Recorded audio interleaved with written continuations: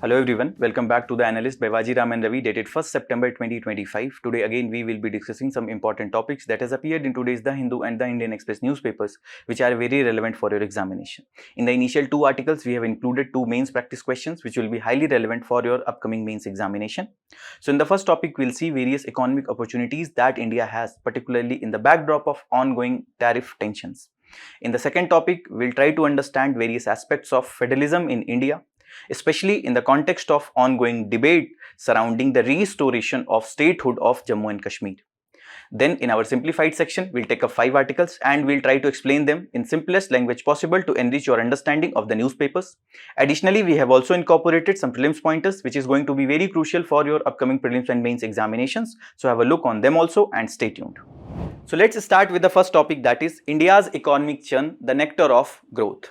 So this is written by Mr. Hardeep S. Puri, who is Union Minister for Petroleum and Natural Gas. He is a former Indian Foreign Service officer and is also serving across different portfolios in Government of India since September 2017. So Minister says that despite various criticism and doubts about Indian economy is on a path of robust growth with stability and more opportunities not only for India but also for the global world. And he says that Indian civilization also believes that challenges comes before the success. And that was also visible in the case of Samudra Manthan, where chaos between demons and gods led to nectar. Similarly, Indian economy also witnessed progress and success after the challenges it faced. For example, when the PL 480 food aid was curtailed by US, that was kind of humiliating for India. India went with green revolution, and we are today with one of the highest producers of the food grain. In last year 2024-25, India produced around 353 metric million ton of the food grains. Similarly, in 1991, when India was on a verge of default, we did not have sufficient forex reserves to even cover few weeks of imports. India went with new economic policy, where we went with LPG reforms, and that led to a consistent increase in the growth rate. We grew with almost 6 to 7% in last decade. Also, the writer says that if you look into different sectors of Indian economy, they are bright spots. They are consistently doing better. And that is the reason today world is looking up to India itself. And we are on a right path to become a developed country by 2047. Minister also covered different sectors and we have divided it across different pillars to show the bright spots in Indian economy. For example, in the pillar 1 we see that India's economic momentum, which is backed by proper data. For example, recently released GDP data says that real GDP in India grew by 7.8% in the quarter 1 of financial year 25-26, which is a 5-quarter high. Along with that, the gross value added is up by 7.6% with the contribution from manufacturing, which is 7.7%, construction 7.6% and services 9.3%, which shows the robust economic activities in India. Along with that, the nominal GDP also expanded with 8.8% growth rate. What is the difference between real GDP and the nominal GDP? So GDP is the total monetary value of all the goods and services that are produced in the domestic territory during a financial year. When we talk about the real GDP, that is the GDP which is adjusted for inflation, whereas the nominal GDP is unadjusted for the inflation. For example, let's suppose in 2024, there is an economy which was only producing chocolates and 10 chocolates were produced at a cost of 10 rupees of each chocolate. That means the total monetary value of all the goods is 100 rupees in this financial year. That means the GDP value was 100 rupees. What if in 2025, the chocolates that were produced was 20, but the cost of each chocolate also increased to 20 rupees because of increase in raw material, increase in the wages. So that means the nominal GDP will be 400 rupees, which is unadjusted for the inflation. But when we'll take 2024 as a base year for the price of the chocolate, that is 10 rupees. So the real GDP for 2025 will be 20 into 10. 10 is the cost that we have taken from the year 2024 itself. So the real GDP will be 200 rupees. We'll take the increase in the number of production, increased unit in the number of production, but we'll take the same cost of the base year. Here base year was the 2024. Along with that, the minister says that if you look into the prospects from IMF, that also says that India will be the fastest economies in year 2025, with the projections from IMF says that India will be growing at 6.2%. Also, recently India surpassed Japan to become world's fourth largest economy. And as per estimates of EY, India can also become second largest economy by the year 2038.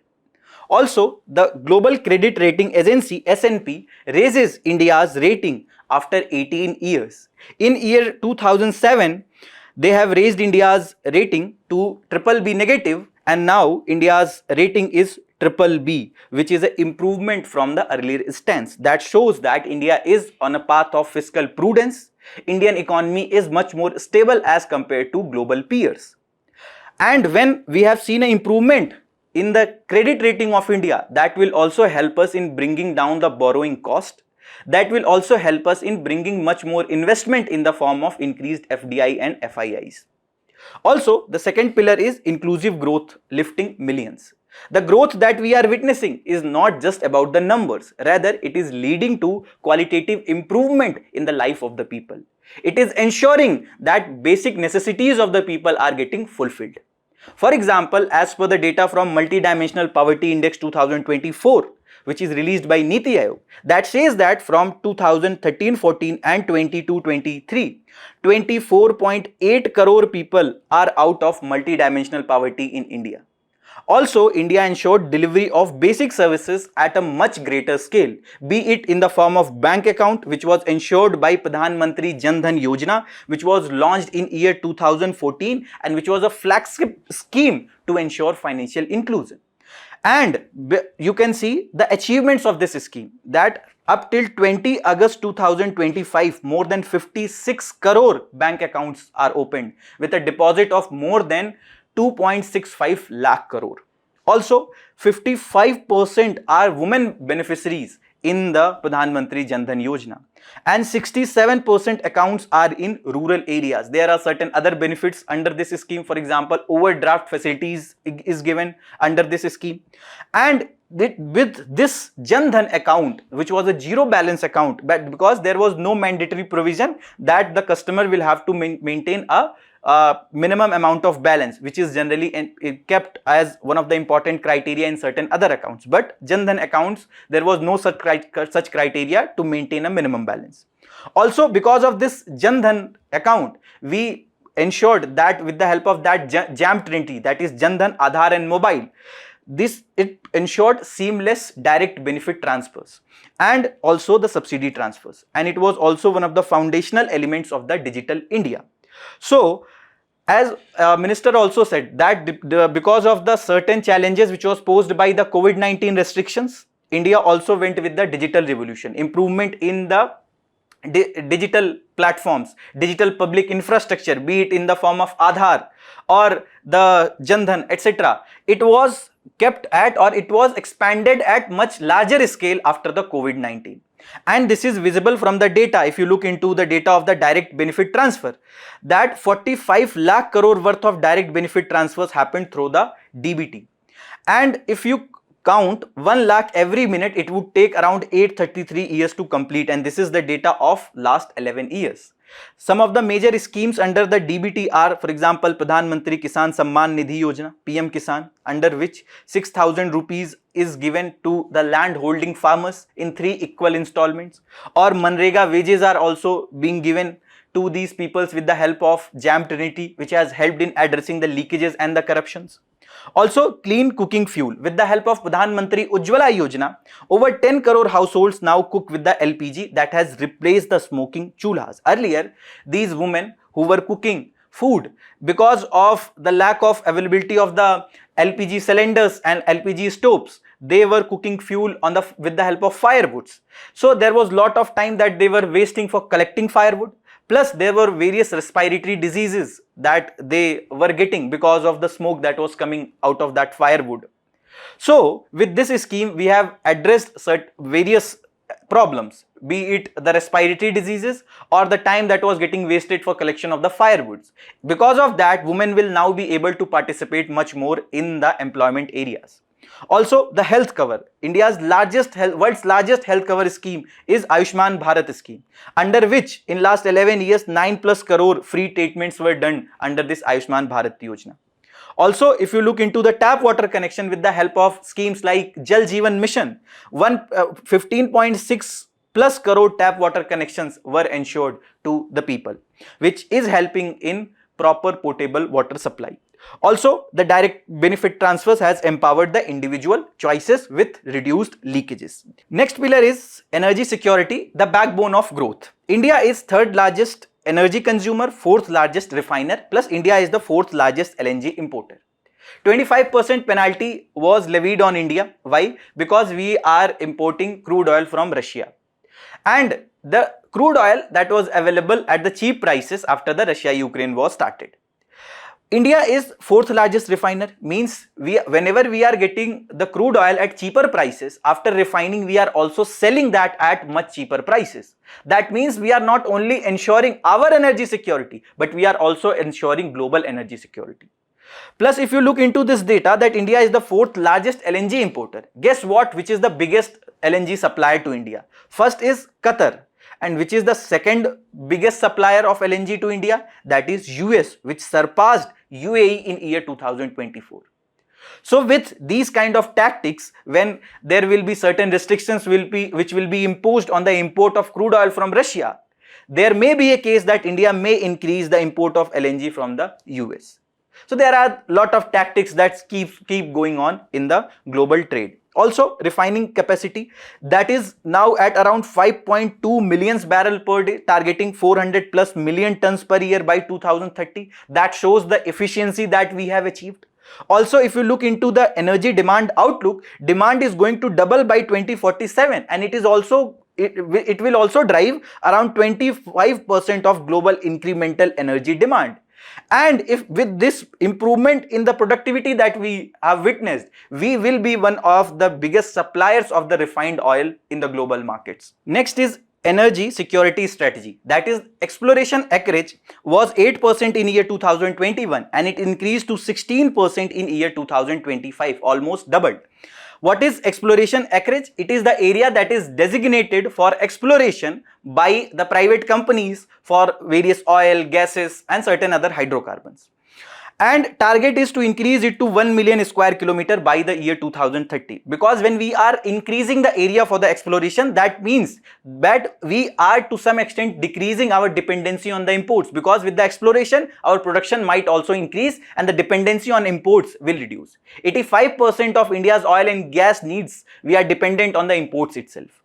Also, certain other reforms, for example, open acreage licensing, gas pricing linked to crude Indian oil, as well as various other investment incentives are being given to the private sector, especially, for example, for offshore drilling projects, offshore exploration, and that is also one of the important area under the Samudrayan mission.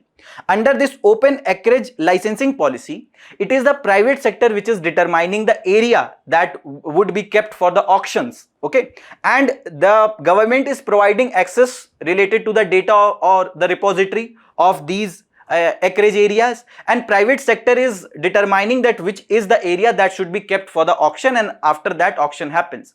Earlier, when government is determining the blocks that should be kept for the auctions, the private sector has various apprehensions that whether they will be getting sufficient quantity of hydrocarbons in those areas or not.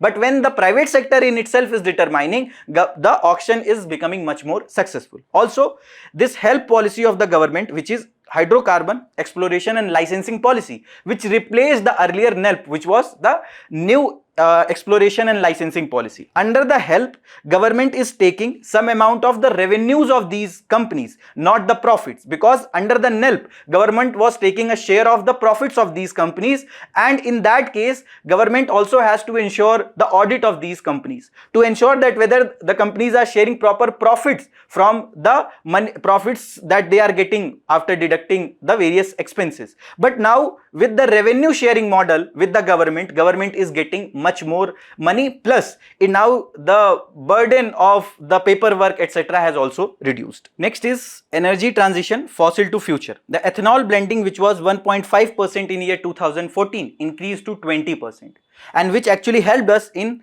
saving around 1.25 lakh crore of forex reserve, because India is dependent on the import of the oil and gas. 85% of our needs are met by imports itself, and when we started blending ethanol, that need of import got reduced and we saved around 1.25 lakh crore. Plus it also helped in providing 1 lakh crore to the farmers itself. As per National Biofuel Policy of 2018, farmer can also sell, or it also allowed production of ethanol with the help of damaged food grains or broken rice, wheat etc. food grains. And because of that, farmers are now getting much more money for the produce that they are producing. Similarly, the 300 plus compressed biogas plant under the Satat program, and Satat program is sustainable alternative for sustainable alternative towards the affordable transportation, under which Government of India envisages 5,000 compressed biogas plants across the country in a phased manner under this initiative, and that will lead to waste to wealth creation by turning the biomass into compressed biogas. It will also lead to rural economy boost, it will bring rural prosperity, it will create various opportunities for employment especially in the rural areas, and it will also create the entrepreneurial opportunities, and it will boost the availability of alternative fuels, which will actually help us in reducing the demand of fossil fuels, and it will also help us in reducing the greenhouse gas emissions that we are having with the use of the fossil fuels. Also, the green hydrogen is one of the important area, and it is led by the oil public sector undertakings, the PSUs. India also launched this National Green Hydrogen Mission, under which the green hydrogen is produced by passing electricity with the help of electrolysis process, and that electricity that is passed, that is sourced from the renewables like solar etc. So India launched this National Green Hydrogen Mission to actually get all the potential of this alternative fuel. Similarly, the third pillar, that is Industrial Revolution 2.0, Make in India goes global. Because of the supply chain disruptions that we witnessed, especially after the COVID-19, the Russia-Ukraine war, or the Israel-Hamas situation, or the recent Israel-Iran situation, or other headwinds that we are facing in the form of the tariffs, India's dependence on the global supply chains is creating problems. For example, because of the global supply chain disruption during COVID-19, our dependency on the China for the raw materials in the solar module sector, in the pharma sector, created non-availability of the raw materials. The chip shortages that we witnessed, etc., has also created problems for the automobile industry. And that is the reason India launched this Make in India scheme, that India does not want for the import substitution, rather India wants to be the part of the global supply chain, under which India launched this production linked incentive scheme for the manufacturing sector. And under this production linked incentive schemes, incentives were given to the companies based on the incremental sales, and that actually helped in improving the production capacity of these companies, increasing the efficiency and the productivity. Incentives were around 4 to 6% on the incremental sales, and mobile phones, specific electronic components etc. were the sectors. Around 14 sectors were identified with more than 1 lakh crore of outlay, and it created more than 1.3 lakh jobs by August 2024 itself. Also, the capital expenditure that is consistently increasing, and you can see that 15 lakh crore is around the effective capital expenditure by the government itself. There are certain other initiatives like National Infrastructure Pipeline from financial year 20 to 25, and cost was around 111 trillion, and number of projects under this was around 7,671. It covered various infrastructure areas like roads, railways, urban transport, energy, airports, etc. Because whenever government is doing capital expenditure, whenever government is going for infrastructure building, it leads to crowding. Let's suppose government is building a highway and government spended this money for the capital expenditure.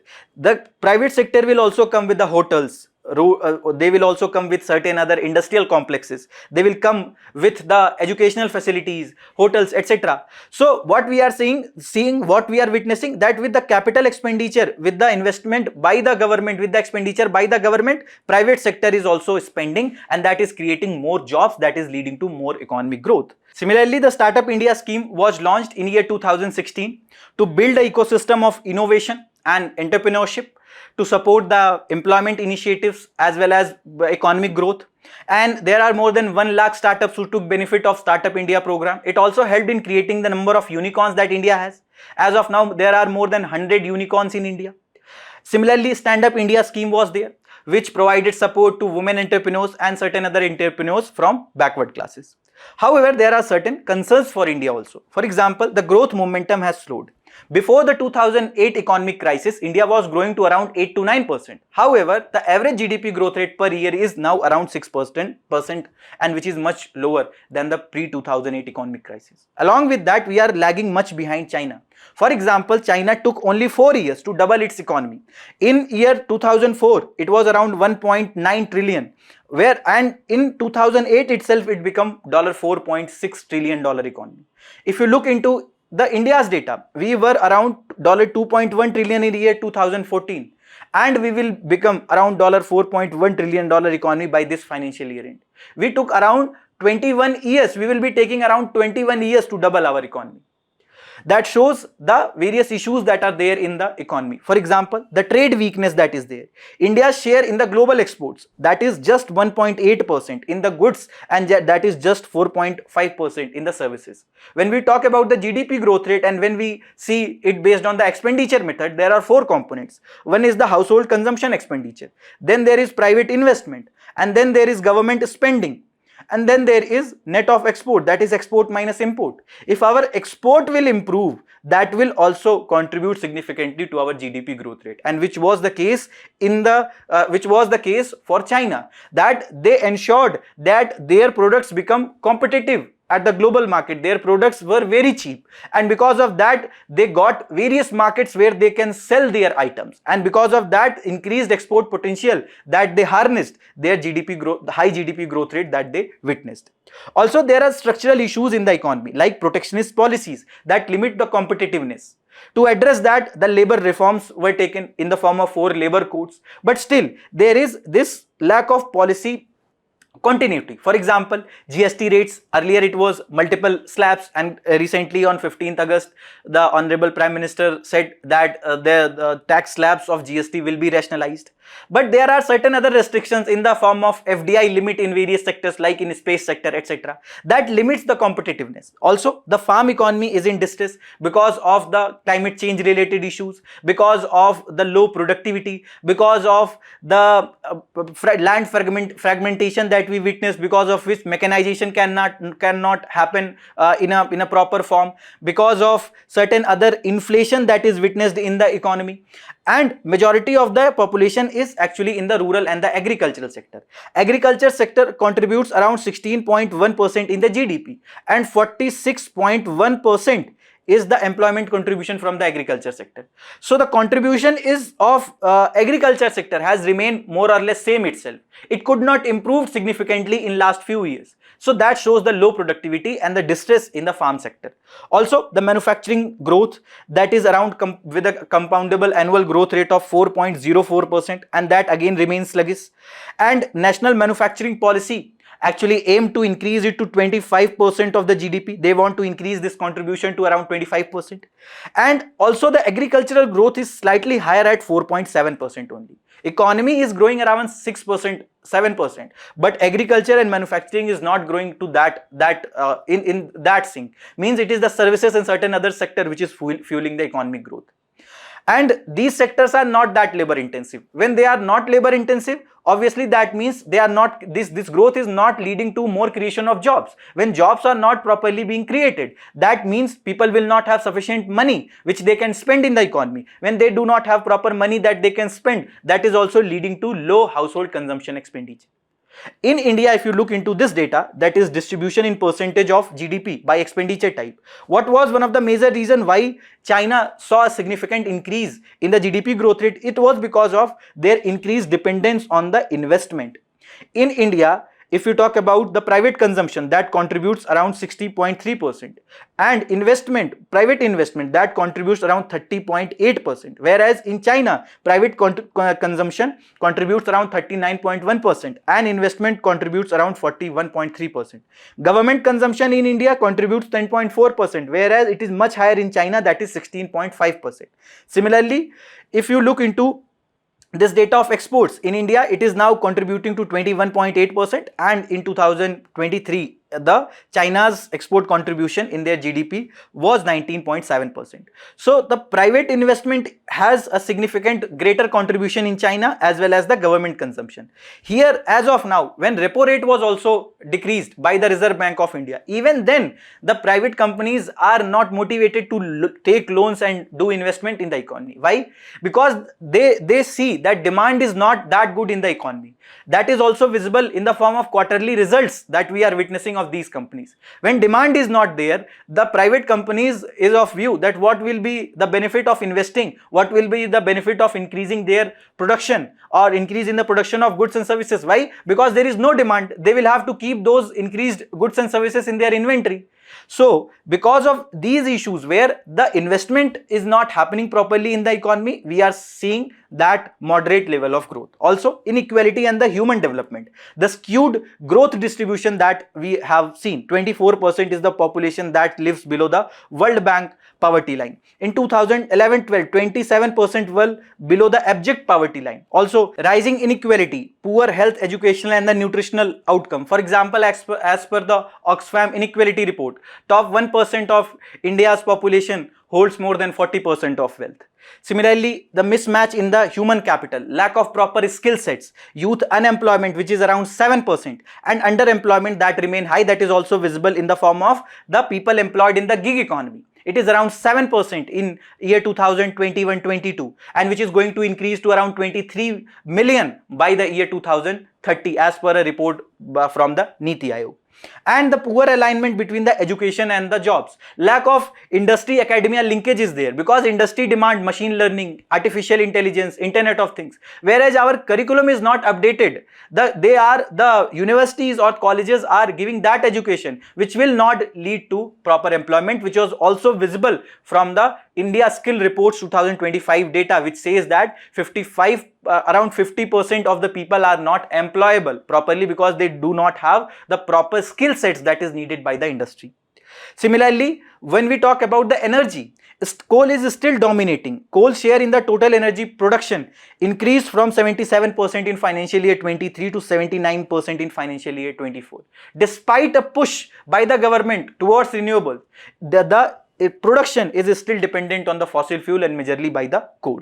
Now, what is the way forward? What can be done? First of all, we need to enhance our export and the trade policy with the help of searching for various other alternative markets. And how we can ensure that we are getting proper market? We will have to ensure that we are following the sanitary and the phytosanitary measures properly. Once our products will get a goodwill, will bring a trust in the global markets that Indian products are good, we can see a consistent market where we can supply our products. So we need to strengthen the trade agreement. For example, free trade agreement that was signed between India and UK recently. So these kind of trade agreement can actually help us in getting a better market access. And also there is need for boosting investment and the infrastructure. Infrastructure will be one of the growth accelerators. We can identify some of the labor intensive sectors like textile, etc., for which the government launched PM Mitra scheme. These sectors, labor intensive sectors, can be identified and they can be targeted. They can be given proper capital and proper knowledge, which can actually help us in making them much more productive, and that will also help us in creating more jobs. Also, promoting digital economy and innovation. For example, digital economy will be worth 15 lakh crore by 2025. This is the data from NASSCOM, and it will actually help us in fueling the productivity and the growth in the Indian economy. Similarly, we need to strengthen the manufacturing and make in India. Manufacturing as of now contributes around 16.3% in the year financial year 23, whereas the national manufacturing policy makes a target to increase it to 25%. Again, we need to identify the sectors, we need to ensure that there is proper industry academia linkages so that the people who are graduating, they can get proper jobs. Plus, this employment linked incentive scheme which was launched recently, this can also significantly help us in increasing the contribution of the manufacturing sector, where both employer and employees will be getting benefits. And we should focus on the industrial output and capacity building of these establishment, that they become more productive with the help of better technologies. Also, deregulation for the growth, we can simplify the regulation and business processes, we can foster ease of doing businesses by again shedding some of the protectionist measures, by rationalizing laws and regulation, not only the central laws, it is the state laws and regulations for hiring and firing, for maintaining the establishment like fire NOC, electricity, etc. Until unless we'll have less regulations, we will not be able to ensure ease of doing business. Also, enhancing the human capital development, we need to invest in education, skills training, lifelong skills should be the target, and healthcare needs to be promoted, the social security measures needs to be promoted, and because skilled workforce will be boosting the labor productivity, and we will be able to achieve the potential GDP as well as the target of developed country by 2047. Also, India may become the second largest economy with around $34.2 trillion GDP by year 2038 as per the EY report. So if we will work on these concerns, we will be able to obviously achieve this target or much beyond this. This is a mains practice question that you people can write from this topic. Next topic is the importance of India's federal design. The context is that Supreme Court has recently sought a detailed response from the center on the issue of restoration of statehood to Jammu and Kashmir, especially when it was taken back after the abrogation of Article 370 and passing of J&K Reorganization Act of 2019. And this particular topic pertains to syllabus of your GS paper 2, federalism, center and state relations. So federalism can be defined as a system of government where power is shared between two levels of government. One can be center, other can be state or the provinces. There are different types of federalism or federation. For example, one is holding together federation. In this particular type, power are shared between the different constituent parts, and this is mainly to accommodate the diversity. For example, that is in case of India, Spain and Belgium. Then there is coming together federation, where the independent states come together to form a larger unit, and here states enjoy greater powers, greater autonomy, which is visible in the case of USA, Australia, Switzerland. Or that is the asymmetric federation, which is the third type, where some constituent units have more power or special status than other due to their some of the historical reasons.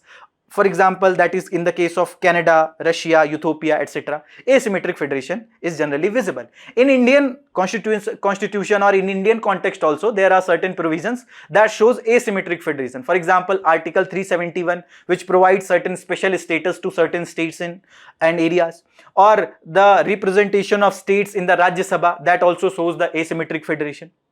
So what happened that when abrogation of Article 370 and 35A happened, the constitutionality of that came in the front of the Supreme Court, and Supreme Court gave verdict on December 11, 2023, which upheld the abrogation of Article 370, and it also directed the restoration of statehood to Jammu and Kashmir, and it also mandated the legislative assembly elections which were held in October 24. So there were two directions that were given by the Supreme Court. One was to conduct elections which happened in October 2024. But second direction was also the restoration of statehood, which is still not done.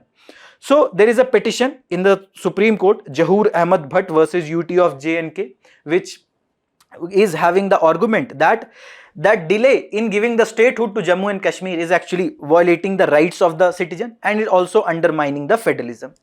What exactly changed after the abrogation of Article 370? So earlier, Article 370 accorded a special status to Jammu and Kashmir. However, after the abrogation, J&K will be like any other union territory.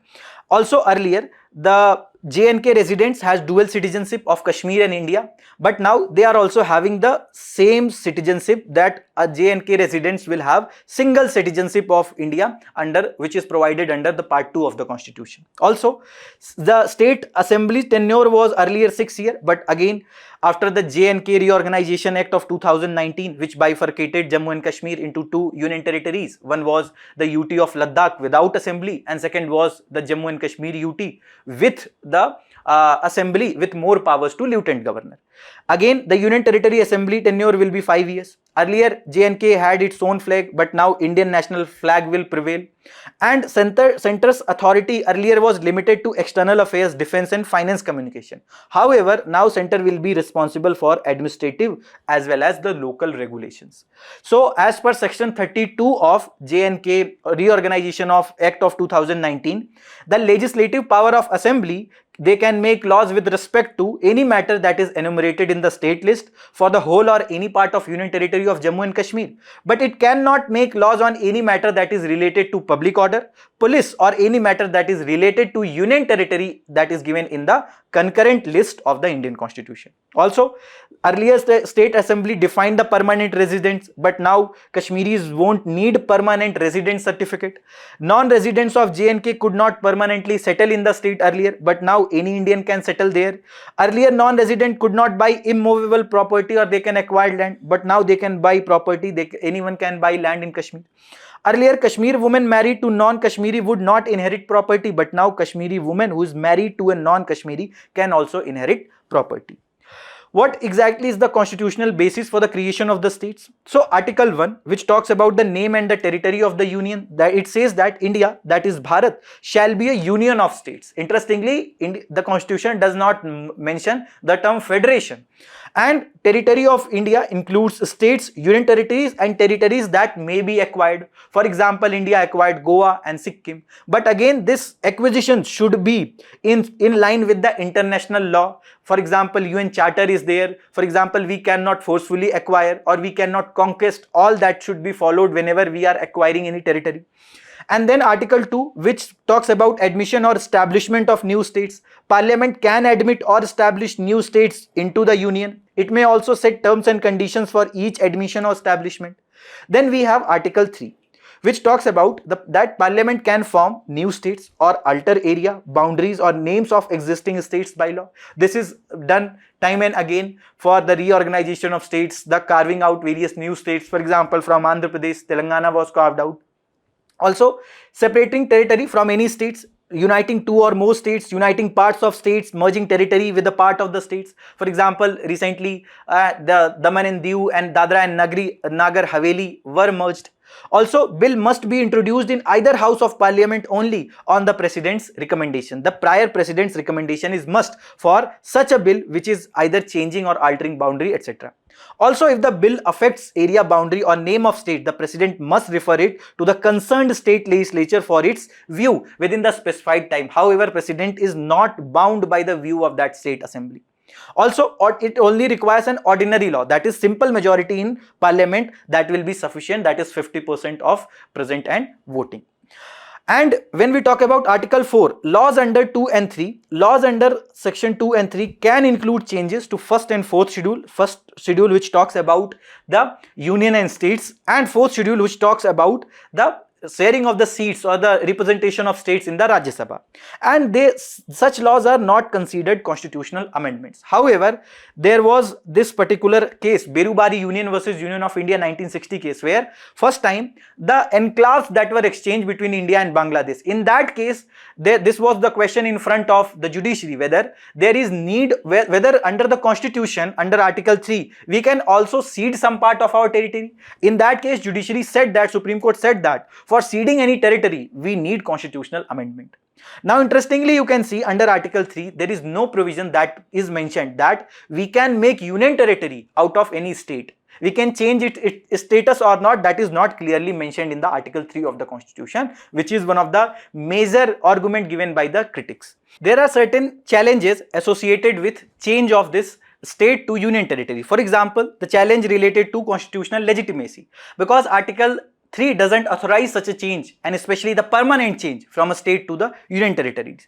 So in a way it is undermining constitutional framework as per the arguments from the critics. Also, it is in violation of the federal principles. It is weakening state autonomy. It erodes the regional representation, and the role of Rajya Sabha is also getting diminished, because the members of the legislative assemblies, they are shaping the regional interest, the interest of the people, voice of the people, the local interest. They are getting represented in the state legislative assemblies, and these MLAs are electing the MPs in Rajya Sabha. So these regional interests, these regional voices are also coming in the Rajya Sabha. With undermining or with changing the status from state to UT, these voices are also in a way is getting undermined. Also, the democratic deficit, that although the elections happened in October 24, the state legislative assembly has limited power as compared to the power of the lieutenant governor, who has a dominance even over the state legislative assemblies.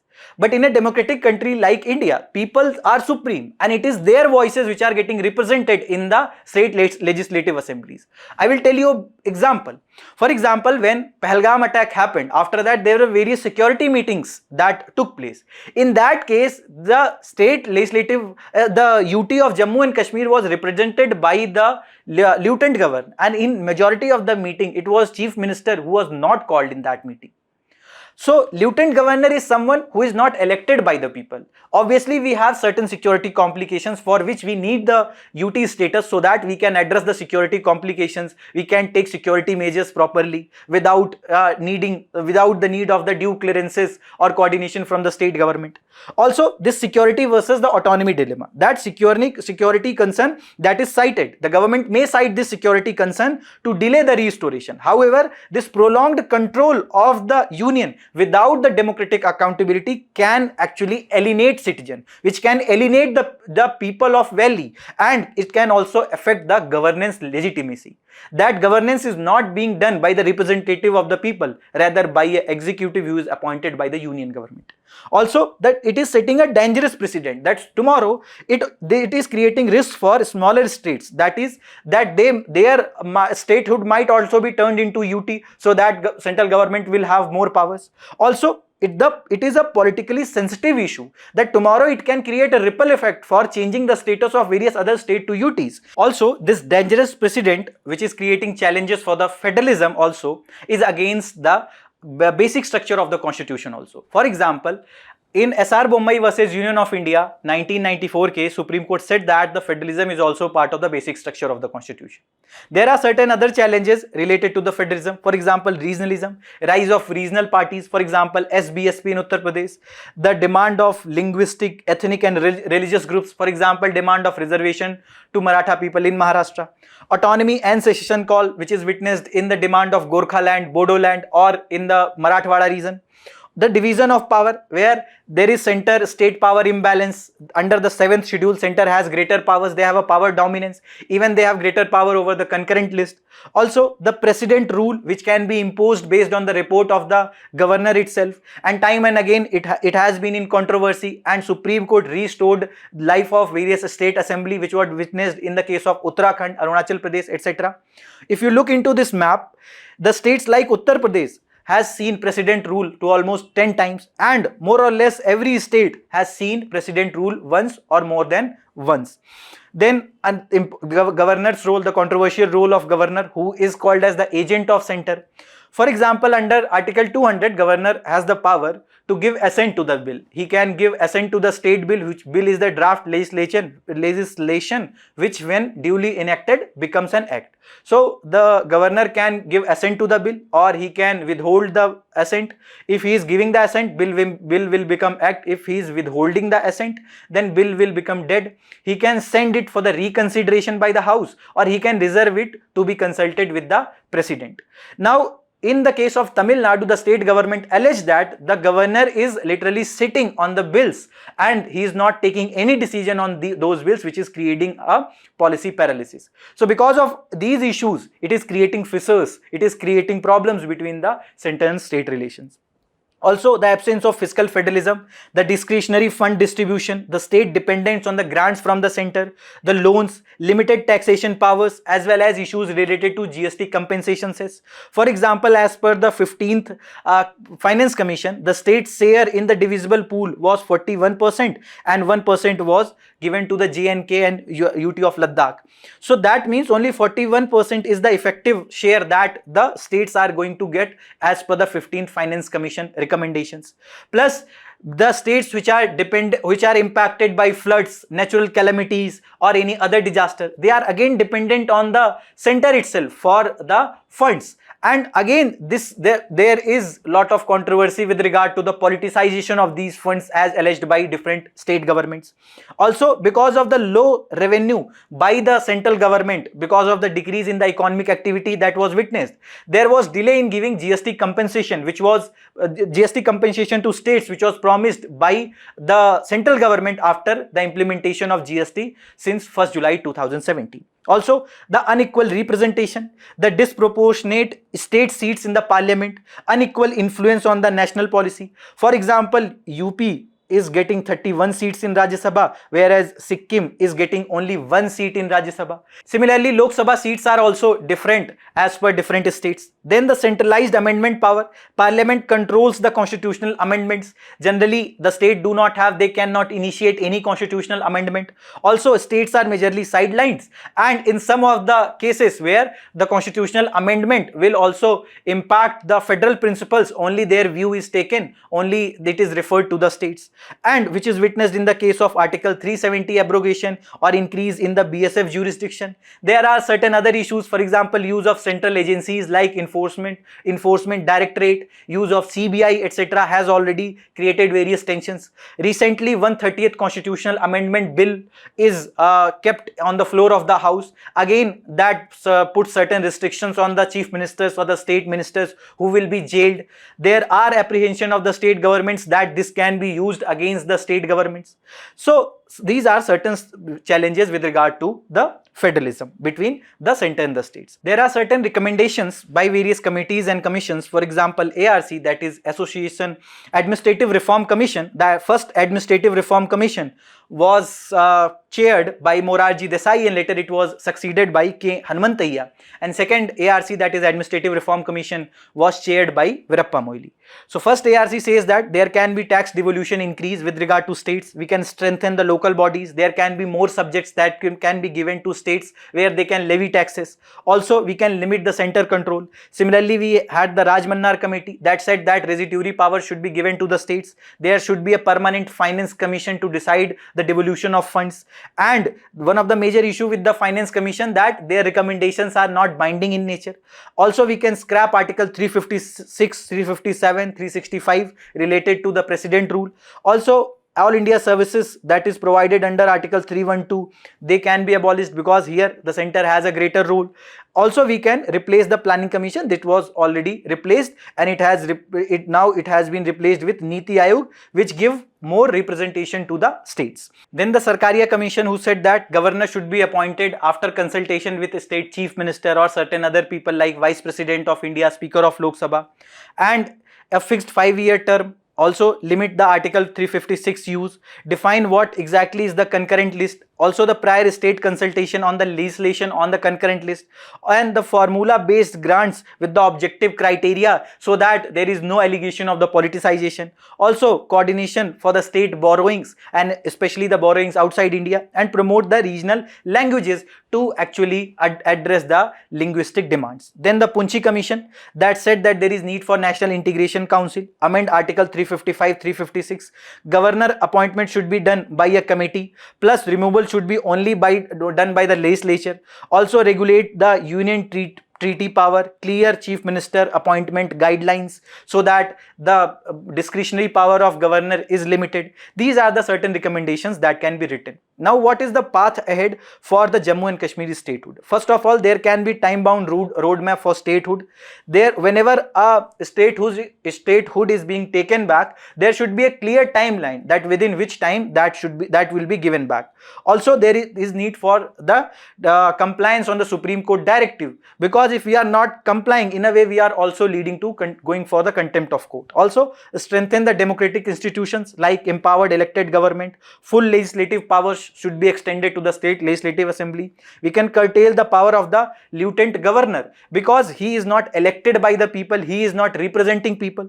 Legal and constitutional clarity, clarify the scope of the article. If the article with under article 3 we can convert a state into UT or not. Address this ambiguity with regard to the state being downgraded to UT. Rebuild the trust with the citizens with inclusive development, public participation and transparent governance. WAM strategy, that is winning hearts and minds of the people. For example, recently the Rashtriya Rifle the security forces, they played various matches with the local people of the valley. With this, the trust between the security forces and the local people gets improved. Also, the uphold the federal morality, the federalism as political ethic and constitutional morality, that is the principle that should be adhered, they should not be violated, and cooperative federalism should be respected with the less use of central agencies, with the proper representation to states to give their concerns a voice. What are the certain other way forward that can be taken to address the overall challenges related to the federalism? For example, we can enhance the devolution of powers and resources. We can revise the constitutional list, increase the state's share in the central taxes. More fiscal autonomy and flexibility can be provided to them, as also recommended by various committees. We can ensure the greater representation and participation. We can involve states in national policy making, more voice in federal bodies like GST Council, where state gets 2/3 representation. Interstate Council, which is provided under Article 263, Niti Aayog, which again focus on the bottom to top approach. Similarly, the zonal council meetings happen. For example, few months back, the central zonal council meeting happened in the Varanasi of Uttar Pradesh. Federal cooperative and competitive federalism, that we need to encourage the interstate collaboration, incentives for performance and the outcomes. For example, in case of any disaster, it is the surrounding state which can help before the center's help will be reaching. So with more cooperation between the states, we can promote more cooperative federalism. And with the competitive federalism like the Atal Innovation Index or the Composite Water Management Index, Innovation Index, which is released by the Niti Aayog, states are given ranking. We can also promote this competitive federalism, constructive competitive federalism, which can actually help us in improving the productivity of the states. Also, addressing the regional imbalances and inequalities. Special assistance can be given to the backward region or the groups. Fair resource allocations needs to be done. We can create the regional development councils. Also, we can give proper voice, we can give proper time to the voices of these people. We can also give more autonomy to these people, especially the primitive people or the tribal people, so that their concerns are addressed properly. Also, respecting the federal principle and spirit, adhere to the constitutional norms, avoid arbitrary center or state actions, resolve conflict via the dialogue. And because states are an important part of our democracy, an important part of our nation, so we will have to ensure that we are respecting their feelings. We are taking such decision which is in sync with the demands and the feelings of these states. Now, this is a mains practice question that you people can write from this topic. In our simplified section, first topic is, why are orcas offering fresh prey to humans? This is related to your GS paper 3, conservation, environmental pollution and degradation, and this has appeared in today's The Hindu, page number 8. So orcas are kind of dolphins, and in a study it has been observed that these many orcas, which are the largest species of dolphins and are often called as killer whales, they have been found sharing freshly killed prey with the humans, and they don't just offer their prey to humans, but they also wait for humans to respond whether they are taking that killed whale, whether they are eating that killed whale or not. And it has been observed in various parts of the ocean, in Pacific Ocean, Atlantic Ocean, etc. Now, there are various studies which has been done which says that why exactly these orcas are doing this kind of behavior. So, out of 34 instances, the team was able to finalize that orcas actually waited a human response before they recovered or abandoned the offered prey and retreated in 33 instances. Now, what is the reason why they are showing this kind of behavior? We do not have a clear idea about this. However, some studies says that adults and juveniles alike to provision humans. They want to relate with the humans, and animals also play only when their own nutritional needs have already been met. On one hand, another study says that these orcas are actually playing. It is a kind of play that they are doing. Also, animals explore their surrounding to reduce uncertainty about their physical, social and or environmental surroundings. For example, with the study shows that with this they are also able to gauge about the threat that they might have to face in future. So exploration is technically the conscious pursuit of knowledge and reflect the dolphins' evolved intelligence that they are waiting for response from humans itself. Also, some of these things are associated with play, but some of these are associated with the scientific thinking, which shows the evolved intelligence, better intelligence that these dolphins have. And it has been described as ability to ask questions and then to pursue answers, that they are throwing questions and then these dolphins are waiting for answers from the human, whether humans are eating these orcas or they are just leaving those. And it also shows that the dolphins are pro-social and altruistic in nature, that they are killing prey and then they are leaving that to be consumed by humans. And researchers warn that their actions could be manipulative, deceptive, or for personal gains also. So these orcas or killer whales are a kind of dolphin. We have spinner dolphin, Irrawaddy dolphin, Hector dolphin, etc. In India, we have the Indus River dolphin and Ganges River dolphin. Then we have the Amazon River pink dolphin, Araguayan River dolphin, Bolivian River dolphin. These are called as the New World River dolphin. Now when we talk about the Ganges River dolphin, it is the aquatic animal of India. And it has a geographical range, if you talk about, primarily in Ganga, Brahmaputra and certain other basins in tributaries of India, Nepal and Bangladesh. And they is also known as susu because of the sound that it produces when surfacing or breeding. They also use echolocation to find the food, to hunt animals, or to avoid boat, or to navigate through turbid or murky water, because when they use echolocation, the sound that is going when it is striking to any of the object and when it is coming back, with that they get an idea whether there is any object in front of them or not. And the females are larger than males and they give birth once every 2-3 years to one calf after 9 to 10 months of gestation period, and they are mostly seen alone or in pairs but can live in groups under 10. Now why I am showing this Gangetic River dolphin behavior? Because in past few years, if you will see, UPSC started asking question on the specific behavior of various animals. They asked about the lion, they asked about the elephant in year 2022, they asked about the waggle dance of bees, etc. So you need to know some of the basic or some of the major behavioral aspect of some of the important animals like Gangetic River dolphin. Also, this Ganges River dolphin is kept under the endangered list of IUCN Red List, and it is kept under the Schedule 1 of Wildlife Protection Act, and it is found only in fresh water, and it cannot breathe in water. It being a mammal, it surfaces above the water every 30 to 40 seconds to breathe. These are some of the behavioral aspects that you can keep in mind. Next topic is what are blue dragons, and this is related to places in news mapping, plus this is related to your GS paper 3 conservation, environmental pollution and degradation, and this has appeared in today's Indian Express page number 13 explained section. So several beaches in Spain, such as the beaches of Vivas and Santa Barbara, etc., were closed earlier this month after a tiny species of sea slug began to wash ashore in droves. And these were blue dragons. They are barely 4 centimeters long but capable of delivering one of the most ferocious stings in the animal world. And because of their stings, it can lead to certain issues. For example, it can lead to severe pain, nausea, redness, vomiting, and it cannot actually lead to death. They are not that venomous. So blue dragons are actually small type of sea slug that live on the ocean surface, drifting with the currents, while other sea slug live on the seabed. Blue dragon float upside down, and like when we float on our back, and they can so by swallowing and maintaining an air bubble in the stomach itself. And the marine creature floats with its underside facing upwards in the water for a reason. It helps blue dragon camouflage themselves in the sea's blue color itself. And they have another unique trait. They feed on the jellyfish and venomous siphonophores. And because of the venom that they are eating that makes them venomous.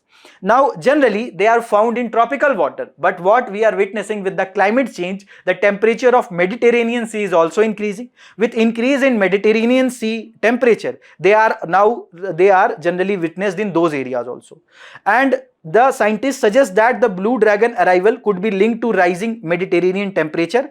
Now, Mediterranean Sea is one of the fastest warming water bodies. At the end of June, temperature exceeded 28 degrees Celsius with thermal anomalies of 5 degrees. So, this is again one of the manifestation of climate change, that we are witnessing such attack of species which is not generally witnessed in areas. For example, in India also, locust attack that was seen few years back, that was also because of the climate change that is happening, and that also led to loss of the produce of the farmers.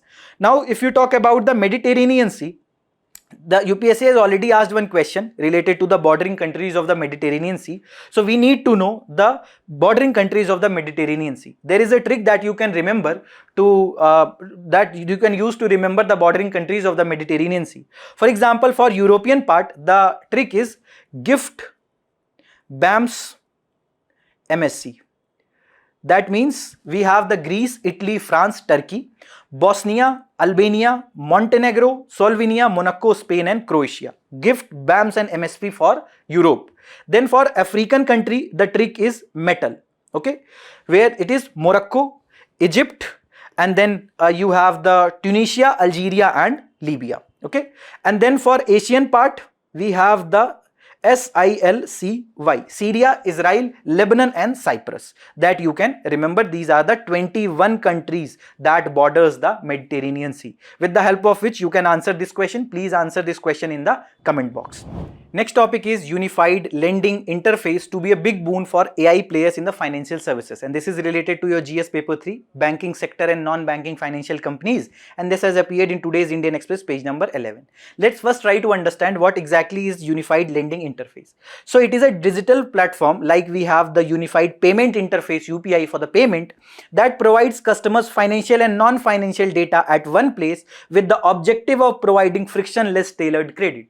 For example, once you go to bank to get the credit, bank asks for the collateral, details about your collateral, whether you have already taken loan on your collateral or not. So this platform will provide the customers all financial and non-financial data, with the help of which the banks and the lending companies will be able to disburse credit in a time-bounded manner. They will not take much time to get into details of those collaterals, whether that person will be able to pay back the money that he is taking from banks or NBFCs. So this unified lending interface architecture has a common and standardized application programming interfaces designed for a plug-and-play approach to ensure that digital access to information from diverse sources are being fed. That is, the person's CIBIL score, etc. are also coming at same place itself.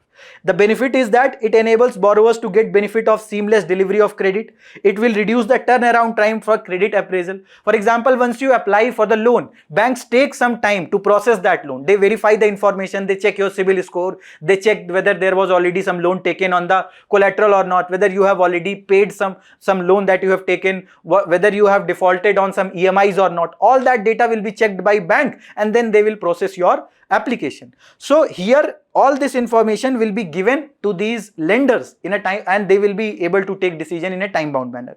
It also reduces the complexity of multiple technical integration, and lenders and data service provider benefit in terms of cost, in standardization, scalability, innovation in the lending processes. Some of the sectors which doesn't get formal credit properly, they will be able to get. For example, agricultural borrowers who face these issues because they are not able to show their collateral because of lack of proper digitization of land record. And to address this also, there was again one of the issue, farmers ID, which was launched. Under this farmers ID, which is to some extent similar to Aadhaar card, it will have all the details of farmer along with the crop registry, crop that is sown, along with the land of the farmer, so that by checking the farmer's ID itself, the bank will get an idea whether this person will be able to pay back the amount or not, whether he or she has already taken the loan on the land or not. Similarly, the MSME borrowers, business borrowers, retail borrowers will be able to get more and time-bound loans, funds, with the help of this ULI. Various stakeholders in this ULI are borrowers, like micro borrowers, MSME, retail borrowers, lenders like the banks, NBFCs, fintechs, the new kind of innovative solutions that are coming with the help of the payment banks where third party lendings are happening, the regulators, and then regulated entities like registered of companies, GST, registered of land records, UIDAI, DigiLocker, etc. Because suppose registered of land records will give an idea what is the land that a person is having and whether he or she has already taken some loan on that or not. So what is this Synaptic AI platform? This is an AI powered credit decisioning platform which is helping in fraud detection, which is also giving warning signals about certain loans or the amounts that will be turned into NPA, or it is also helping in decision making whether we should give loan to the person who has applied for the loan or not. And it is much more popular in the United States, and the head of the Asia region is saying that with this ULI platform there will be the data that they actually need to decide based on the AI. That data they will be getting with the help of the ULI platform itself. It will lead to better disbursement of credit to the beneficiaries.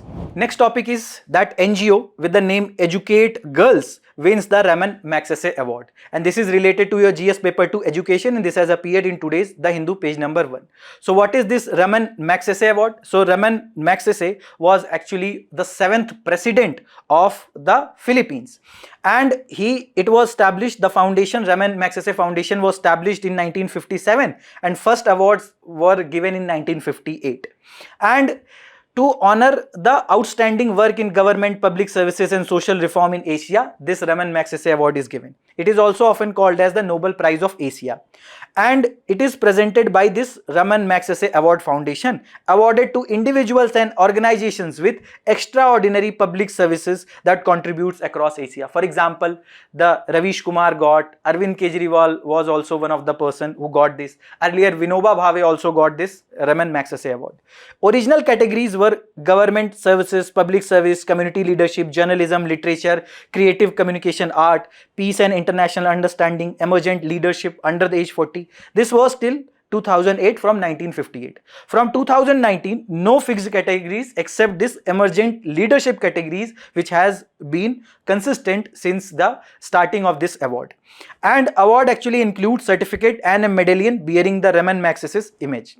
So this Educate Girls, which is a non-profit organization which is working to educate underprivileged girls across the country, it has been named as one of the 3 winners. Other are Shahina Ali of Maldives and Flaviano Antiono of the Philippines, and it is one of the organization which is doing groundbreaking work to address gender justice in educating India's most rural and remote areas, and it also creates ripple effect that uplifts families, communities and entire societies.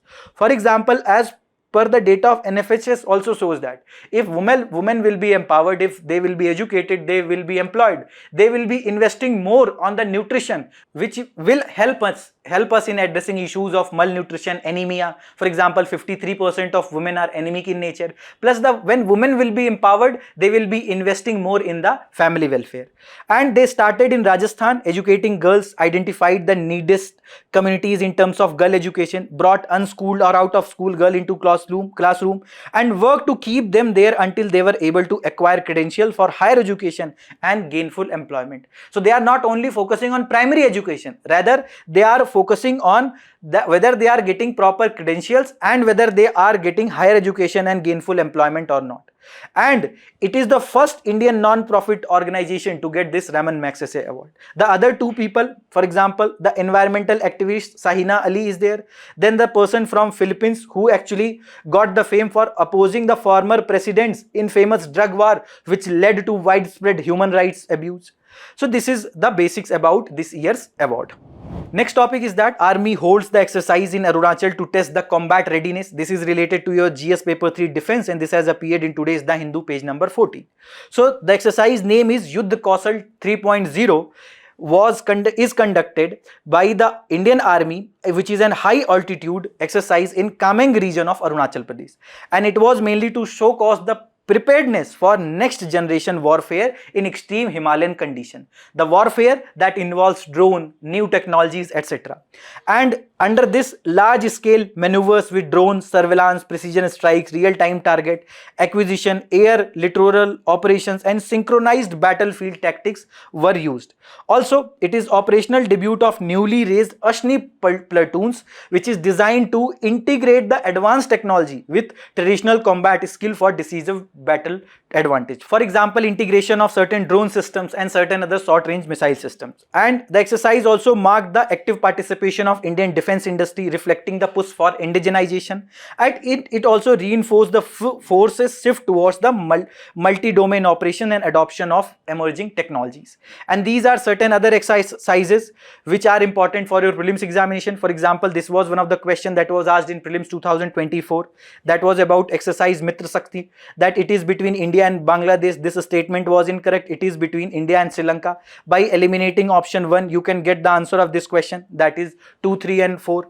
And these are the exercises that you can remember. For example, Yudh Abhyas is between India and US. Similarly, Vajra Prahar is also between India and US. Shakti is between India and France. Ajay Warrior between India and UK. Hand in hand, India and China.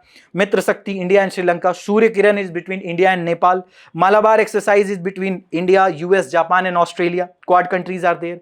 Varuna is between India and France. Konkan is between India and UK. And in Malabar, Varuna and Konkan, it is Indian Navy that participate. Then Simbex exercise, that is between India and Singapore. Slinex exercise, India and Sri Lanka, again Indian Navy participate. Similarly, Samudra Shakti exercise, where Indian Navy and Indonesian Navy participate. COPE India is an exercise where which is done by Indian Air Force and US Air Force, with Japan being observer. And Veer Guardian is between Indian and Japanese Air Force. This is all from today's analyst. Thank you very much. All the very best. Keep studying.